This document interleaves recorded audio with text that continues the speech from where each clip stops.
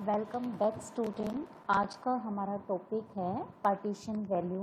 हमने चार measure of central tendency कर लिए हैं, arithmetic mean, geometric mean, harmonic mean और मीडियन।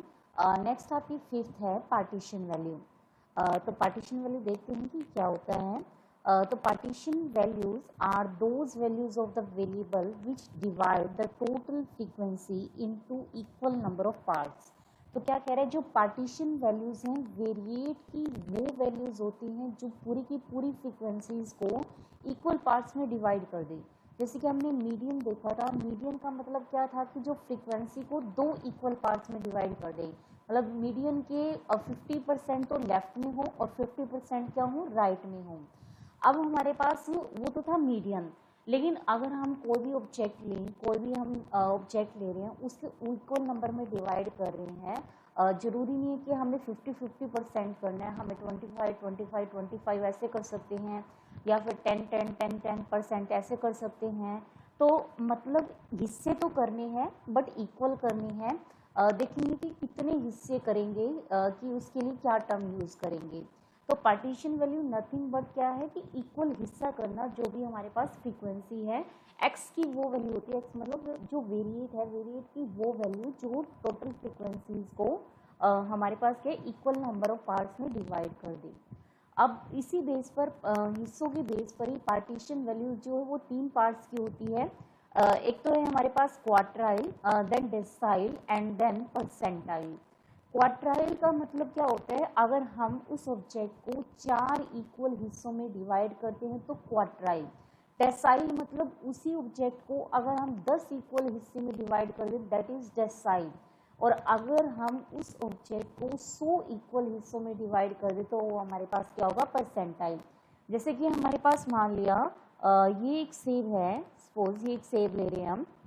अब क्या कर रहे हैं, इसको हमने चार इक्वल पार्ट्स में डिवाइड कर दिया, तो ये 1/4 हो गया हमारे पास, ये भी 1/4 हो गया, दोनों को मिलाएंगे तो 2 टाइम्स ले लिया 1/4 का। सेम ये 3 टाइम्स हो गया हमारे पास 1/4 का, अगर ये तीनों लेंगे, और हमारे पास ये पूरा ही हो जाएगा अगर ये 4th होल ले लेंगे। तो अगर हम पहला पार्ट ले लें और दूसरा पार्ट ले लें, यानी हाफ हाफ हो गया हमारे पास, तो हाफ हाफ जो डिवाइड करते हैं वो हमारे पास क्या होता है, मीडियन। अब हमारे पास क्वार्टाइल जो है, क्वार्टाइल के मतलब क्या होते हैं, तीन टाइप होते हैं। एक होता है Q1 और एक है हमारे पास Q2 और एक है हमारे पास Q3। अब Q1, Q2, Q3 क्या होता है, अगर हम इस 1/4 हिस्सा लें, मतलब ओनली एक ही पार्ट लें, चार हिस्सों में तो बांट ही रखा है, लेकिन उसका हम सिर्फ एक हिस्सा लें यानी 1/4 लें, यानी 25% लें, तो हमारे पास क्या होता है, Q1 होता है। Q2 हमारे पास क्या हो गया, 1/4 के आपको दो हिस्से लेने हैं, यानी 1/4 ये भी लेना है और ये भी लेना है, यानी कह सकते हैं कि 50%, और 50% हमारे पास नथिंग बट क्या होता है, मीडियन होता है। तो जो Q2 है वो नथिंग बट आपका क्या होगा, मीडियन होगा। नेक्स्ट Q3 का मीनिंग क्या है, आपको 1/4 1/4 1/4 इसके तीन हिस्से लेने हैं, मतलब ये तीनों कंबाइन करने हैं, यानी 3 टाइम्स ऑफ 1/4 दैट इज 3/4। तो ये हमारे पास क्या होता है, Q3।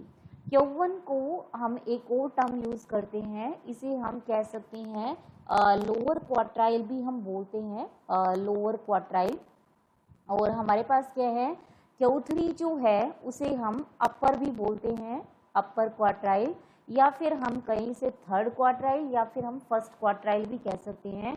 और जो Q2 है वो आपका नथिंग बट क्या होता है, हमारे पास मीडियन होता है। अब इसी ऑब्जेक्ट के, मतलब हमने ऑब्जेक्ट लिया, इस ऑब्जेक्ट के हम हिस्से तो कर रहे हैं, लेकिन इस तरीके से हिस्से कर रहे हैं कि मतलब इक्वल हिस्से कर दिए हमने 10। तो अगर उस 10वां हिस्सा लें उस ऑब्जेक्ट का 1/10, तो वो होगा फर्स्ट डेसाइल, और डेसाइल की नोटेशन होगी डी से, फर्स्ट हिस्सा है इसलिए D1। तो हमारे पास क्वार्टाइल की नोटेशन थी Q से, डेसाइल की नोटेशन है हमारे पास D से। अगर हम उसके दो हिस्से ले लें 1/10 की, यानी 2/10, वो हमारे पास हो जाएगा D2।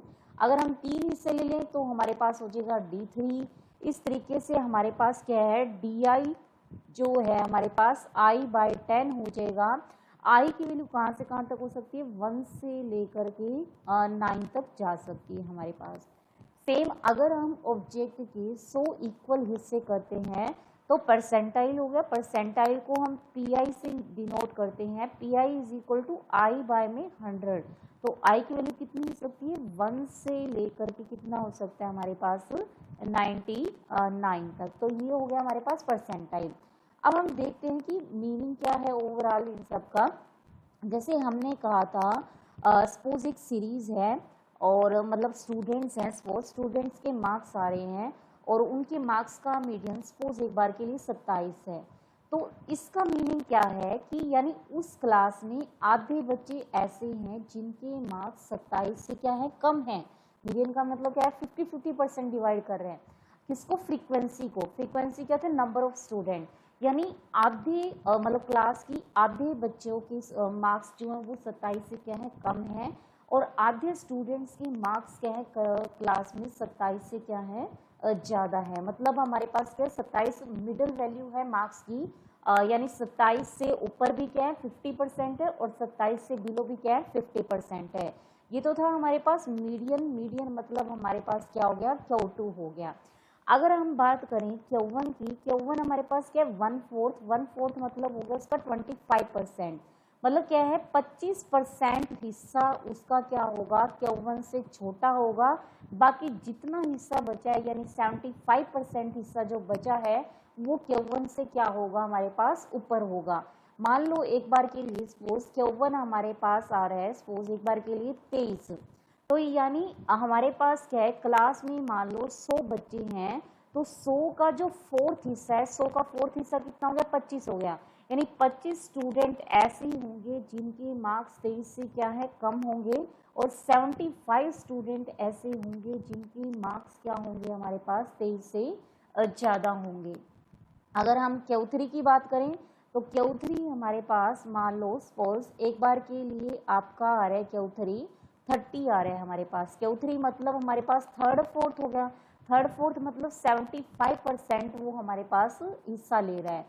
तो इसका मतलब क्या है कि क्लास में जितने बच्चे हैं, जैसे कि हमने 100 बच्चे माने हुए हैं, उसका 75% मतलब उसका 3/4 टाइम्स क्या होगा, ऐसे स्टूडेंट्स होंगे जिनके मार्क्स 30 से क्या होंगे, कम होंगे। और जितने भी बच्चे बच गए यानी जो 25% बच्चे बच गए हैं उनके मार्क्स क्या हो जाएंगे, 30 से अबोव हो जाएंगे। सेम आपकी डेफिनेशन अप्लाई होती है डेसाइल के केस में और सेम होती है हमारे पास परसेंटाइल में। तो अब हम क्या करते हैं कि सबसे पहले देखते हैं कि इंडिविजुअल सीरीज में हम क्वार्टाइल, डेसाइल और परसेंटाइल कैसे निकालते हैं। तो सबसे पहला केस हम करते हैं फॉर इंडिविजुअल सीरीज का। इंडिविजुअल सीरीज कहें या अनग्रुप्ड डाटा कहें, तो इंडिविजुअल सीरीज। तो सबसे पहले हम इसका देखते हैं। अगर आपको Q1 चाहिए, Q1 हमें पता है चौथा हिस्सा, आपको क्या करना है, सबसे पहले जो भी डाटा दिया है उसे आपको एक ऑर्डर देना पड़ेगा, आइदर इंक्रीजिंग ऑर्डर और डिक्रीजिंग ऑर्डर। जैसे कि हमने मीडियन में दिया था, मीडियन में हमने या तो उसको इंक्रीजिंग ऑर्डर में अरेंज किया था या फिर क्या किया था, डिक्रीजिंग ऑर्डर में अरेंज किया था। सेम अगर आपको परसेंटाइल निकालना है, डेसाइल निकालना है या क्वार्टाइल निकालना है तो सबसे पहले आप क्या करोगे, जो भी सीरीज है उसे एक ऑर्डर दोगे। फिर ऑर्डर देने के बाद आप क्या करोगे, n+1 का फोर्थ हिस्सा निकालोगे और उसकी करस्पॉन्डिंग टर्म देखोगे। यानी n+1 में 4 इसकी वैल्यू देखोगे और इसकी करस्पॉन्डिंग जो भी वेरिएट की वैल्यू है वो आपका क्या हो जाएगा, फर्स्ट क्वार्टाइल हो जाएगा। अगर आपकी Q3 की बात की जाए तो Q3 हमारे पास क्या हो गया, n+1/4 लेकिन उसका थर्ड। तो यानी हमारे पास क्या हो जाएगा, third I is 3 times of n+1/4। इसके करस्पॉन्डिंग जो वेरिएट की वैल्यू होगी वही हमारे पास क्या हो जाएगा, Q3। अगर हम Q2 की वैल्यू करें तो Q2 क्या हो जाएगा, 2 टाइम्स। यानी मीडियन जो है हमारे पास यही होता था, n+1/4 हो जाएगा, यानी हमारे पास क्या हो जाएगा, 2 हो जाएगा। अगर बाई चांस हमारे पास क्या आता है, इसकी वैल्यू सपोज एक बार के लिए फ्रैक्शन में आती है, मान लो एक बार आ रहा है 15.46, मतलब 15 से ऊपर है। अब हमारे पास क्या है, जैसे हम फ्रीक्वेंसी देख रहे हैं, फ्रीक्वेंसी मान लो नंबर ऑफ स्टूडेंट है ऐसा तो कहेंगे नहीं कि 15.46वां बच्चा। तो इसका मतलब क्या है, 15 से हमें ऊपर लेना है, यानी हम 16वां आइटम पढ़ेंगे, 16th आइटम पढ़ेंगे। किसमें लाइक कर रहा है हमारे पास, उसकी करस्पॉन्डिंग आपको वेरिएट की वैल्यू देखनी है, सेम Q3 में Q2 में। अब हम बात करते हैं सपोज डेसाइल D1 हमारे पास क्या 10वां हिस्सा, तो ये 10 हो गया और यहाँ पर हो गया n+1। और अगर हम बात करें D3 की, तो D3 क्या हो जाएगा 3 टाइम्स हो जाएगा n+1 बाय में 10।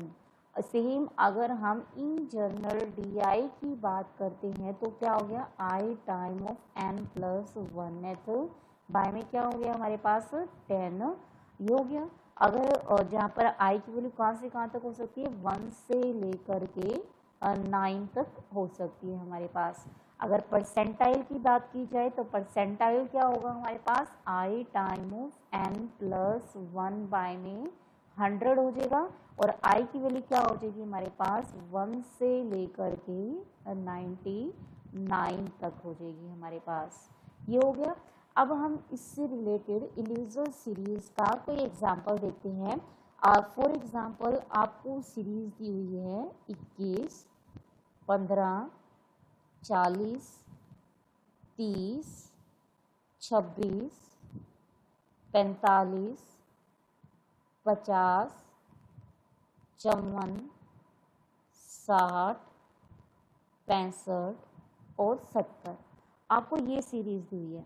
अब इन्होंने डिमांड क्या की हुई है कि एक तो Q1 निकालना है, सेकंड Q3 निकालना है, फिर आपको D5 निकालना है, और फिर क्या करना है P25 की वैल्यू निकालनी है। तो सबसे पहले हम देखते हैं Q1 कैसे निकालेंगे। लेकिन हमें पता है क्वार्टाइल निकालना हो, परसेंटाइल निकालना हो, डेसाइल निकालना हो, सबसे पहले आपको उसे एक ऑर्डर देना पड़ेगा। सपोज हम इंक्रीजिंग ऑर्डर दे रहे हैं, तो आप सबसे छोटी वैल्यू देखो, तो आई थिंक सबसे छोटी वैल्यू है 15। 15 के बाद सबसे छोटी वैल्यू है 21। 21 के बाद दिख रही है 26, फिर 30, 30 के बाद आई थिंक 40 है, 40 के बाद 45, 45 के बाद 50, देन 54, देन 60, और फिर क्या हो गया हमारे पास 65 और 70। ये ऑर्डर दे दिया हमने। अब हमें टर्म्स देखने की, कितनी टर्म्स होंगी, 3 टर्म्स ही होगी, और 3 ही होगी 6, और 3 9, और 2 11, यानी जो टोटल नंबर ऑफ टर्म्स हैं वो हो गई आपकी 11। फिर हमें Q1 निकालने के लिए n+1 बाय में 4th चाहिए, तो n+1 तो हो गया 12, 12 बाय में 4 यानी थर्ड, यानी हमारे पास थर्ड के करस्पॉन्डिंग जो भी वेरिएट की वैल्यू है वही आपका Q1 हो गया। तो थर्ड के करस्पॉन्डिंग हमारे पास कितनी वैल्यू आ गई 26, तो Q1 की वैल्यू आ गई हमारे पास कितनी 26। अब हम बात करते हैं Q3 की। Q3 क्या हो गया 3 टाइम ऑफ n+1 बाय में 4th, तो हमारे पास n+1 बाय 4 आया है, हमारे पास 3 आ गया, तो 3 × 3 हो गया 9, तो आपको 9 देखना है, और तो ये 6 हो गए, और 6 3 9, यानी आपका Q3 आ गया है, कितना हो गया हमारे पास 60, दिस इज 60। देन हमें क्या करना है D5, D5 के लिए हमें क्या चाहिए n+1 बाय में 10, और उसका कितने टाइम्स 5 टाइम्स, n+1 हो गया 12, 12 पंजे 60, 60 बाय में 10, यानी हो गया आपका 6th आइटम। तो 6th की बात करें तो हमारे पास कितना हो गया 45, यानी D5 आपका हो गया है 45। नेक्स्ट हम बात करते हैं P25 की। तो P25 मतलब उसके 100 हिस्से, और कितने 100 हिस्से लेने हैं 25, तो 25 बाय में 100 n+1, n हो गया आपका 11 और एक 12, तो 12 और ये हो गया 4, और तो ये हो गया आपका थर्ड आइटम।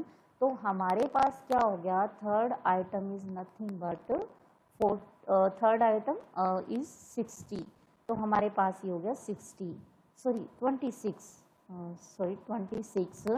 आप देख सकते हो कि Q1 और P25 क्या है हमारे पास इक्वल है, क्योंकि ऑब्वियस है 25 और ये 4 है तो n+1/4 ही आ गया, यानी 25% मतलब हमारे पास क्या है 25% ही है एक टाइप से। तो ये क्या होता है P25 इज नथिंग बट आपका फर्स्ट क्वार्टाइल ही होता है। अब हम देखते हैं डिस्क्रीट सीरीज के लिए। जैसे हमने मीडियन में किया था, फॉर्मूला जो है वो सेम है, बस फ़र्क इतना है कि डिस्क्रीट सीरीज के लिए हमें क्यूमुलेटिव फ्रीक्वेंसी की हेल्प लेनी पड़ती है। आपको क्या करना पड़ेगा, सबसे पहले उसे एक ऑर्डर देना पड़ेगा, ऑर्डर के बाद हमें क्या करनी पड़ेगी, उसकी क्यूमुलेटिव फ्रीक्वेंसी बनानी पड़ेगी। फिर जो फॉर्मूलाज आपके इंडिविजुअल सीरीज के लिए एप्लीकेबल थे, सेम वो डिस्क्रीट सीरीज के लिए भी एप्लीकेबल होंगे। डिस्क्रीट कहो या फिर फ्रीक्वेंसी डिस्ट्रीब्यूशन, मतलब जिसके अंदर फ्रीक्वेंसी डिस्ट्रीब्यूशन भी दिया हो। जैसे कि एग्जांपल है, x की वैल्यू दी है 10 और इसके करस्पॉन्डिंग फ्रीक्वेंसी 3, 11, 4, 12, 5, 13, 12 और हमारे पास हो गया 14, 10, 15, 7, 16, 5 और फिर है हमारे पास 17, 2, 18, 1। सबसे पहले इस क्वेश्चन में क्या करना है, आपको एक तो Q1 निकालना है, then Q3, D6 and P85 निकालना है आपको। लेकिन हमें क्या करना पड़ेगा, सबसे पहले एक ऑर्डर देना पड़ेगा जिसका हमें क्वार्टाइल निकालना है या डेसाइल या परसेंटाइल। तो हमारे पास x को हमें क्या करना है, एक ऑर्डर देना है। आप देख सकते हो कि यहाँ ऑलरेडी ऑर्डर्ड है ये, लेकिन डिस्क्रीट का केस आए तो हमें क्यूमुलेटिव फ्रीक्वेंसी बनानी पड़ेगी। तो क्यूमुलेटिव बनाते हैं तो पहले हम ये लिख देते हैं 10, 11, 12, 13, 14, 15, 16, फिर है हमारे पास 17, 18। ये है 10 की करस्पॉन्डिंग जो फ्रीक्वेंसी है वो है 3, 4, 5, 12, 10, 7, 5, 2, 1। ये होगी इसकी फ्रीक्वेंसी। अब हमें क्या चाहिए, क्यूमुलेटिव फ्रीक्वेंसी। क्यूमुलेटिव फ्रीक्वेंसी के लिए कितनी होगी, 3, 7, 12, 24, 34, 41 और हमारे पास क्या हो गया 46 और ये हो गया 48 और 49। ओवरऑल ये सारी फ्रीक्वेंसीज का सम है, यानी जो टोटल नंबर ऑफ टर्म्स है वो आपकी कितनी होगी, 49 हो गई। अब सबसे पहले Q1 निकालते हैं। तो Q1 के लिए आपको चाहिए n+1 में 4। तो n है हमारे पास 49, 49 + 1 हो गया 50 और 50/4 हमारे पास क्या हो जाएगा 12.5। पहले ही बताया था कि आपको 12.5 मतलब उससे नेक्स्ट वाला लेना है। तो यानी आपको 13th आइटम देखना है, 13 देखो क्यूमुलेटिव फ्रीक्वेंसी में कहाँ है। अब यहाँ पर जो नंबर ऑफ स्टूडेंट है कितने हैं, 12 हैं। 13 लेने यानी वो अगली क्लास में इंक्लूड होगा, यानी 13वां जो स्टूडेंट है वो यहाँ इंक्लूड होगा। तो हमारे पास इसके करस्पॉन्डिंग जो भी x की वैल्यू है, x की वैल्यू कितनी है हमारे पास, यहाँ बाई चांस ही 13 ही आ गई, तो यानी हमारे पास Q1 कितना आ जाएगा, 13 आ जाएगा। Q1 हो गया हमारे पास 13। अब हम बात करते हैं Q3 की। तो Q3 हो गया 3 टाइम ऑफ n+1 में 4th। तो अगर आप 3 टाइम्स इसका निकालोगे तो आपका आ जाएगा 37.5 आइटम का साइज। अब 37.5 मतलब आपने 38 का देखना है और 38 जो है 34 से ज़्यादा है, यानी नेक्स्ट में इंक्लूड होगा, 41 वाले में इंक्लूड होगा और 41 की करस्पॉन्डिंग एक्स की वैल्यू कितनी है हमारे पास, क्या था हमारे पास 30 कितना है हमारे पास 38 के करस्पॉन्डिंग जो हमारे पास एक्स की वैल्यू कितनी है 15, यानी हमारे पास Q3 जो है वो कितना आ गया 15 आ गया है। नेक्स्ट हमें क्या चाहिए था, D6। तो D6 हो गया 6 टाइम ऑफ n+1 में 100, जब इसको हम सोल्व करेंगे तो 30th आइटम का साइज आ जाएगा। तो 30th आइटम हम देख सकते हैं, 30th आइटम यहाँ पर लाई करेगा और इसकी करस्पॉन्डिंग एक्स की वैल्यू कितनी होगी आपकी 14, यानी D6 आ गया आपका 14 आ गया। नेक्स्ट हमारे पास क्या चाहिए P85, तो P85 और सॉरी यहाँ 10 आएगा, सोल्व कर लेना। 85 time of n plus 1 by में क्या हो जाएगा 100। इसको जब हम सोल्व करेंगे 42.5 आ जाएगा। तो यानी हमारे पास 43 वाला लेना है, उसके करस्पॉन्डिंग एक्स की वैल्यू 43 आप देख सकते हो इसमें आएगा, यानी क्या हो गया हमारे पास 16 आ गया। तो ये हमारे पास क्या है Q1, Q3, D6 और P85 है। तो हमने एग्जाम्पल की इंडिविजुअल सीरीज के लिए और डिस्क्रीट के लिए। इंडिविजुअल सीरीज हो या डिस्क्रीट सीरीज हो, सबसे पहले हमें एक ऑर्डर देना है, देन हमें क्या करना है डिस्क्रीट के अंदर हमें क्यूमुलेटिव बनाने हैं, देन फॉर्मूलेज आपके क्या हैं सेम है। अब फॉर्मूलाज देखते हैं हम सबसे पहले कंटिन्यूस सीरीज के लिए। तो नेक्स्ट है फॉर कंटिन्यूस सीरीज।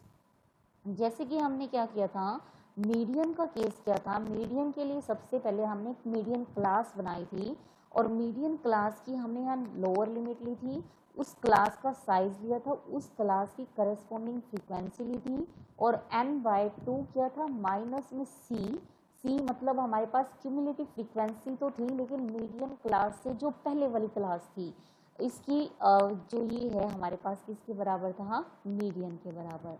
तो सबसे पहले हमने मीडियन क्लास बनाई थी और मीडियन क्लास अगर आपको चाहिए मीडियन क्लास तो हमने क्या कहा था कि n/2 देख लो क्यूमुलेटिव फ्रीक्वेंसी में, उसकी करस्पॉन्डिंग जो भी हमारे पास क्लास होगी वो आपकी क्या हो जाएगी मीडियन क्लास। तो मीडियन मतलब हमारे पास क्या होता है 2n/4 यानी n/2 होगा। तो सेम अगर हम Q1 निकाले तो क्या हो जाएगा L प्लस h/f हो जाएगा और यहाँ पर क्या हो जाएगा n/4 माइनस में c।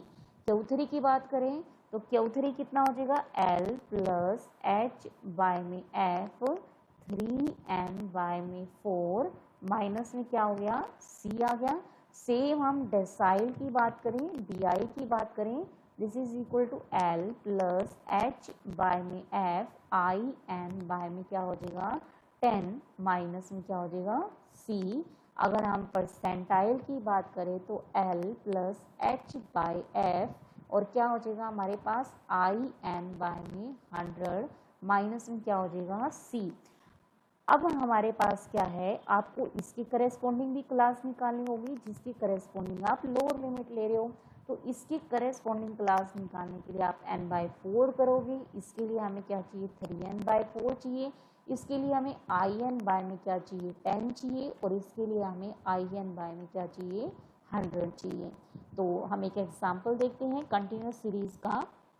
तो हमारे पास कंटिन्यूस सीरीज के लिए दिया हुए हैं नंबर ऑफ स्टूडेंट्स, मतलब मार्क्स दिए हुए हैं स्टूडेंट्स के 0 से 10 के बीच में, 10 से 20 के बीच में, 20 से 30 के बीच में, 30 से 40 और 40 से 50, ये रेंज दी हुई है उनके मार्क्स की।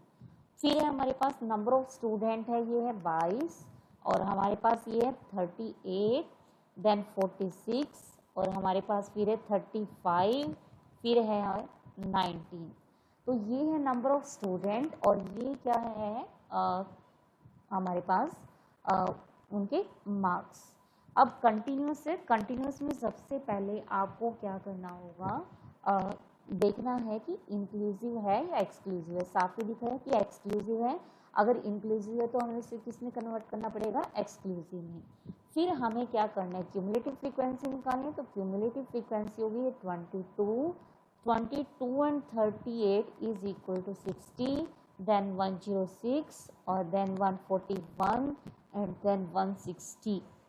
तो n आ गया हमारे पास कितना हो गया 160। अगर आपको Q1 चाहिए तो Q1 के लिए आप क्या करोगे n/ में 4th आइटम देखोगे, n/ में 4th करोगे यानी 40th चाहिए और 40th आपका इसके अंदर आएगा और इसके करस्पॉन्डिंग क्लास कौन सी होगी 10 से लेके 20 वाली।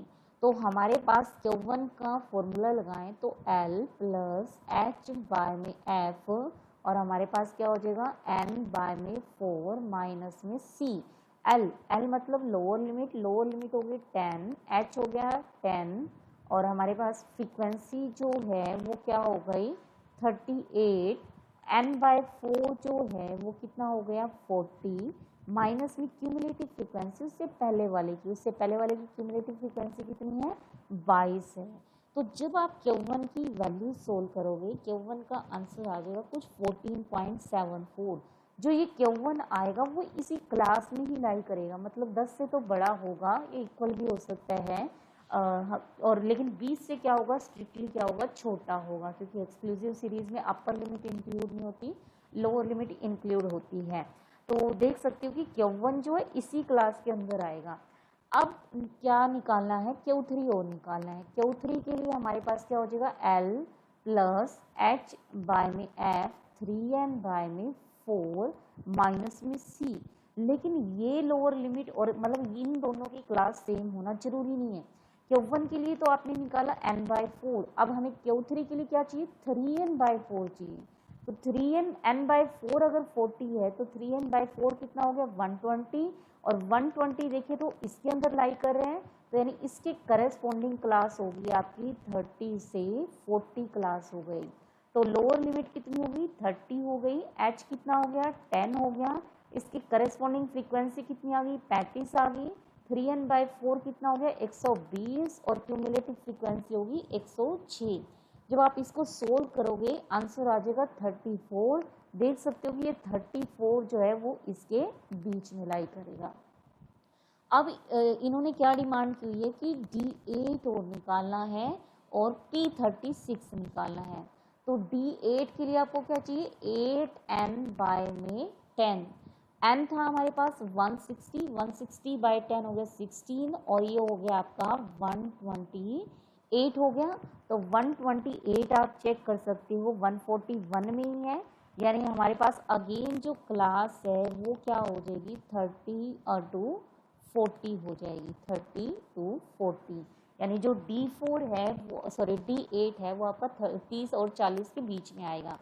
तो क्या करेंगे D8 का फॉर्मूला पता है lower limit plus H by F 8N by में क्या हो गया 10 माइनस में क्यूमुलेटिव फ्रीक्वेंसी, L हो गया 30, H हो गया हमारे पास 10, F हो गया कितना F देख सकते हो 35 ही हो गया, F हो गया 35, 8N बाय में 10 हो गया 128, माइनस में क्यूमुलेटिव फ्रीक्वेंसी से पहले वाली वो हो गई 106।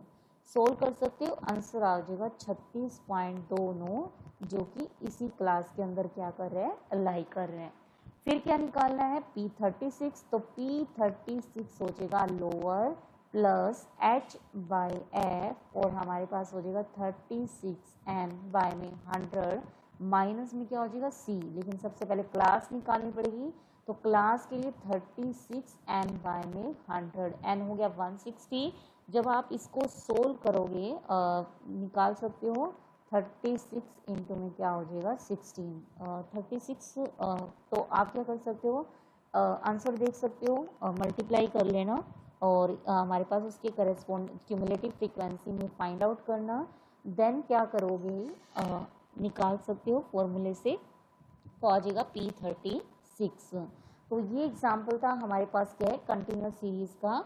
हम कुछ और एग्जाम्पल्स देखते हैं जिसमें क्या है मिसिंग टर्म्स है, या फिर हम देखेंगे जिसमें मोर देन में है, मतलब मोर देन क्यूमुलेटिव फ्रीक्वेंसी में है, उस केस में हम क्या करेंगे। तो सबसे पहले एक मोर देन का एग्जाम्पल देखते हैं, फिर हम मिसिंग टर्म का एग्जाम्पल देखेंगे। तो हमारे पास क्या है अगेन मार्क्स दिए हुए हैं, मार्क्स लेकिन मोर देन दिए हुए हैं, मोर देन यानी क्यूमुलेटिव फ्रीक्वेंसी डिस्ट्रीब्यूशन दिया हुआ है, आपको सिंपल फ्रीक्वेंसी डिस्ट्रीब्यूशन में कन्वर्ट करना है। पहले नंबर ऑफ स्टूडेंट्स दिए हुए हैं, और तो ये दिया हुआ है 0, 50, 10, 46, 20, 40, 30, 20, 40, 10, 50 और 3। क्या कह रहे हैं, आपको यहाँ पर इसका क्या करना है, क्यौवन निकालना है, क्यौवन निकालना है। तो क्यौवन निकालने के लिए हम देखते हैं कि क्या करेंगे। सबसे पहले मोर देन है, यानी 0 से ज़्यादा ओवरऑल कितने बच्चे हैं, 50 बच्चे हैं, यानी सारों के मार्क्स हैं और वो 0 से ज़्यादा ही हैं, और यानी ओवरऑल बच्चे कह सकते हैं कि कितने हैं, 50 बच्चे हैं। बात करते हैं कि 0 से 10 के बीच में कितने स्टूडेंट्स हैं। अब हमारे पास 0 से ज़्यादा मतलब 0 का राइट, और ये क्या दिया हुआ है, 10 से ज़्यादा मतलब 10 के राइट। 10 के राइट में कितने स्टूडेंट है, 40, और 0 के राइट में कितने स्टूडेंट है, 50। तो 10 से 20 के बीच में कितने स्टूडेंट आ गए हमारे पास, 4 आ गए। अब हमें 10 से 20 नहीं, 0 से 10। अब हमें चाहिए 10 से 20। 10 के राइट में है 40, 20 के राइट में है हमारे पास 40, तो हमारे पास 10 और 20 के बीच में कितने आ गए, 6। सेम आप 20 से 30 निकाल सकते हो, 20 से 30 20 आ जाएंगे, 30 से 40 निकाल सकते हो, 30 से 40 निकालेंगे तो हमारे पास कितने आ जाएंगे, 10 आ जाएंगे, और 40 से 50 निकाल सकते हो, 40 से 50 कितने आ जाएंगे, 7 बच्चे आ जाएंगे। फिर हमें क्या करना है, क्यूमुलेटिव फ्रीक्वेंसी बनानी है। क्यूमुलेटिव होगी 4, मतलब आपकी से 10 हो गई, 30 हो गई, और फिर हमारे पास क्या होगी, 4 और 6 हो गया 10, 10 20 30, 30 और 10 40, और 7 हो गया हमारे पास 47। एक हमारे पास 50 से अबोव भी हो गए, 50 से अबोव, तो ये 50 से अबोव दिए हैं, 50 से अबोव हैं तो 50 से 60 तक के मान ले, एक बार 50 से अबोव एज इट इज रहने देते हैं। 50 से अबोव ये हो गए आपके कितने हो गए, 3। 50 से अबोव 3 हो गए तो हमारे पास ये हो गया 47, यानी हमारे पास कितने हो गए, 50 हो गए। क्यौवन अगर हमें निकालना है तो n हो गया हमारे पास 50। सबसे पहले हमें क्या चाहिए, क्लास चाहिए, तो आपको क्या चाहिए, n बाय में 4, तो n बाय 4 निकाल सकते हो, यानी 50 बाय में 4 हो गया, आई थिंक 12 पॉइंट क्या हो गया, 5 हो गया। 12.5 जो है इस क्लास में होगा 20 से 30। देन आप क्या कर सकते हो, फॉर्मूला निकाल सकते हो और इजीली कैलकुलेट कर सकते हो। लेकिन इस क्वेश्चन में एक डिमांड और की है, क्या कह रहे हैं, if 60% of the student pass this test, if 60% of the student pass this test, find the minimum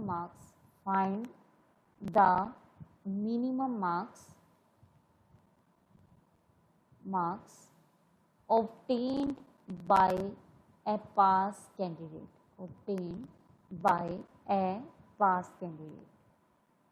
ये डिमांड और की हुई है। अब देखते हैं, कहते हैं कि 60% जो है स्टूडेंट पास कर लेते हैं, यानी 40% क्या हो गया, फेल हो गया। तो कहते हैं कि पास होने के लिए कम से कम कितने मार्क्स चाहिए, ये हमें निकालना है। तो क्या क्वेश्चन है कि 60% जो है वो स्टूडेंट्स पास कर रहे हैं इस टेस्ट को, 40% यानी फेल हो रहे हैं, मतलब पास होने के लिए आपको मिनिमम कितने मार्क्स चाहिए वो चीज़ हमें निकालनी है। तो हमारे पास क्या है कि अगर हम बात करें 40% होगा P40, यानी हमारे पास क्या है, P40 में 40% तो क्या है, फेल है हमारे पास, और 60% क्या हो रहे हैं, पास हो रहे हैं। अब ये पता है कि P40 की जितनी वैल्यू आएगी, यानी उसका जो 40% आएगा, मान लो एक बार के लिए, ये तो हमें निकालना ही है, P40 की वैल्यू एक बार के लिए सपोज कर लिया आ गई 30 आ गई, सपोज एक बार के लिए 30, यानी अगर मार्क्स P40 से कम है, यानी मार्क्स 30 से कम है, तो वो स्टूडेंट क्या हो रहा है हमारे पास, फेल हो रहा है। P40 से अबोव होने चाहिए, 60% ज़्यादा होने चाहिए, मतलब 60% पास हैं।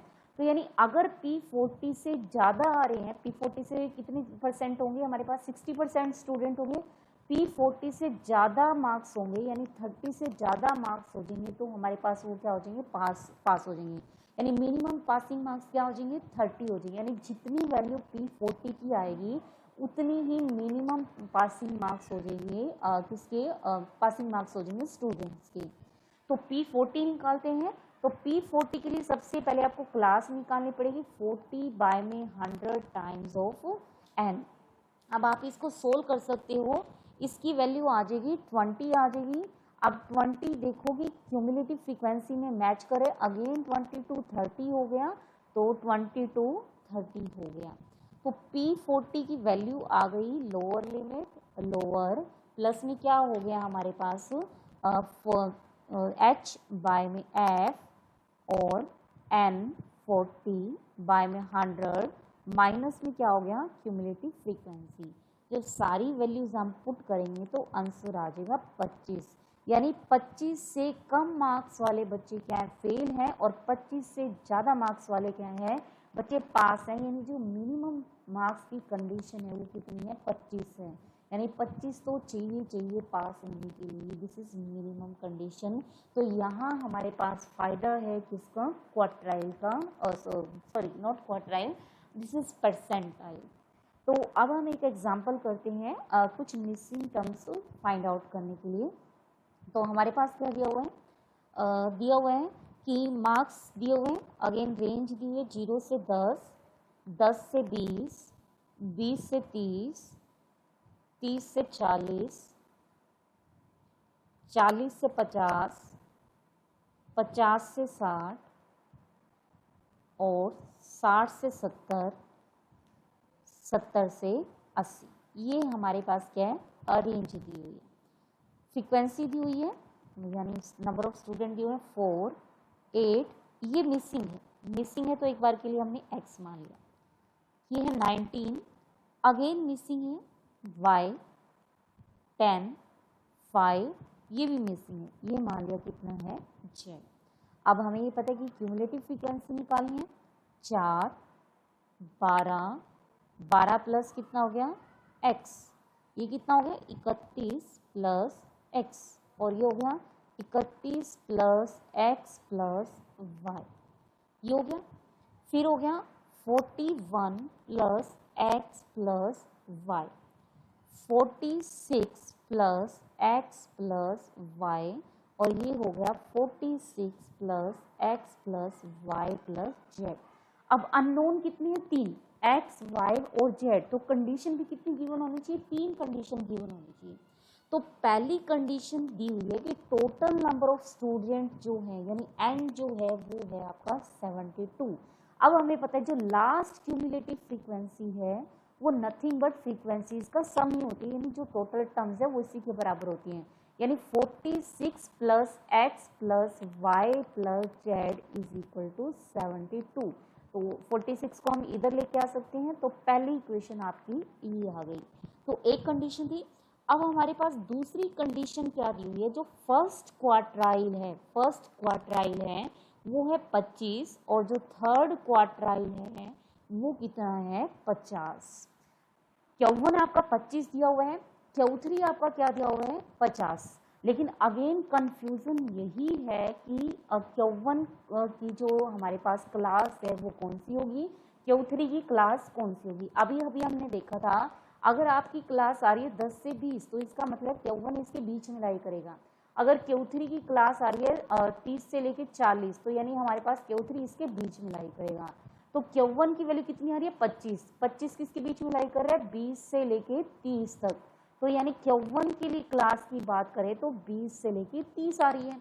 तो Q1 का फॉर्मूला होता है Q1 is equal to L यानी 20 प्लस H मतलब क्लास साइज 10 बाय में फ्रीक्वेंसी, फ्रीक्वेंसी कितनी हो गई x, और इनटू में यहाँ पर क्या होता था n बाय में 4, n बाय 4 यानी 72 बाय 4 यानी 18 माइनस में क्यूमुलेटिव फ्रीक्वेंसी उससे पहले वाले की 12। तो जब आप इसको सोल्व करोगे यहाँ से आप किसकी वैल्यू निकाल सकते हो, x की वैल्यू निकाल सकते हो, और x की वैल्यू आ जाएगी 12। अब Q3 जो है 50 है, तो 50 किसके बीच में लाई करेगा 50 और 60 के बीच में। आपको ये क्लास नहीं लेनी क्योंकि हमारे पास एक्सक्लूसिव है, एक्सक्लूसिव में अपर लिमिट इंक्लूड नहीं होती, यानी वो नेक्स्ट क्लास में काउंट होगा। यानी इसकी वैल्यू क्या होगी हमारे पास, क्लास क्या होगी 50 to 60 क्लास होगी। तो Q3 का फॉर्मूला हमारे पास था Q3 is equal to lower limit plus h by F 3ny में कितना हो गया 4 माइनस सी। तो आपका Q3 कितना दिया हुआ है 50 ही दिया हुआ था। L हो गया हमारे पास 50 हो गया, ये हो गया 10 हो गया। अब इसके करस्पॉन्डिंग फ्रीक्वेंसी देखते हैं। 50 से 60 वाले में फ्रीक्वेंसी है 10। 3n बाई 4, n बाई 4 आ गया था 18 और यानी ये 54 माइनस में c यानी इससे पहले वाली क्यूमुलेटिव फ्रीक्वेंसी यानी हमारे पास होगी 31 plus X plus Y. x की वैल्यू ऑलरेडी आ चुकी है, तो जैसे ही x की वैल्यू यहाँ पुट करेंगे तो आपकी वैल्यू आ जाएगी y की वैल्यू आ जाएगी और सोल्व करोगे तो y की वैल्यू आ जाएगी 11। अब x आ गया है y आ गया है, तो इस इक्वेशन में जब आप पुट करोगे इस इक्वेशन में तो किसकी वैल्यू आ जाएगी हमारे पास z की वैल्यू आ जाएगी। तो ये थी हमारे पास कुछ examples related to partition value. हमने पार्टीशन वैल्यू देखा इंडिविजुअल सीरीज के लिए, डिस्क्रीट सीरीज के लिए, कंटिन्यूस सीरीज के लिए। फिर हमने देखा कि मोर देन फ्रीक्वेंसी हो मतलब क्यूमुलेटिव फ्रीक्वेंसी डिस्ट्रीब्यूशन हो, उसका एक एग्जांपल देखा। देन हमने देखा कि मिसिंग टर्म्स कैसे निकालेंगे। तो कल के लेक्चर में हम क्या करेंगे, हम देख सकेंगे जैसे हमने मीडियन को ग्राफिकली रिप्रेजेंट किया था, सेम आप पार्टीशन को भी क्या कर सकते हो ग्राफिकली रिप्रेजेंट कर सकते हैं। तब कल हम क्या करेंगे इसका ग्राफिकल रिप्रेजेंटेशन देखेंगे। सो आज के लिए इतना ही। Thank you students.